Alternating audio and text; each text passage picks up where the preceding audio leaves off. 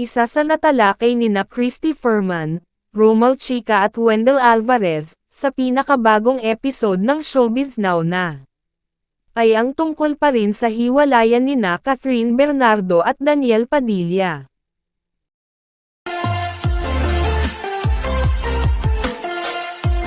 May nakarating umanong kwento kay Christy, na sinasabing rason ng paghihiwalay ng dalawa. Eto po ang mga kwento.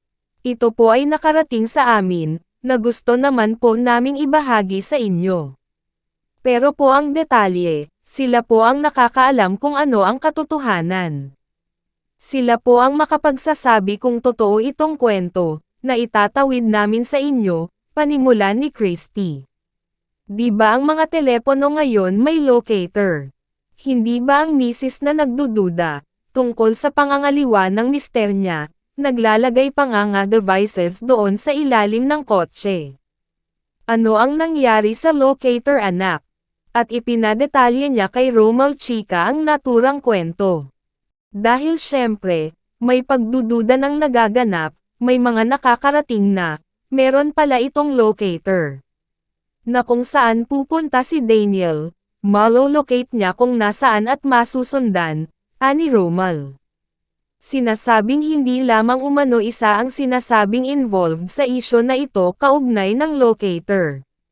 Sinasabi rin na inamin umano ito ni Daniel kaya raw ito nagsosorry. Ang sabi, oo daw, kaya ganoon na lamang yung pagtitimpi. Tinitimpi, inaayos niya yung sarili niya kung paano niya itatawid, alam na niya kaya nagsosorry, kaya umiyak, dagdag pa ni Romel. Si Catherine Bernardo ay isang aktres, na unang nakilala sa mundo ng showbiz, nang gumanap siya bilang ang Batang Shelo, sa kapamilya teleseryeng, It Might Be You.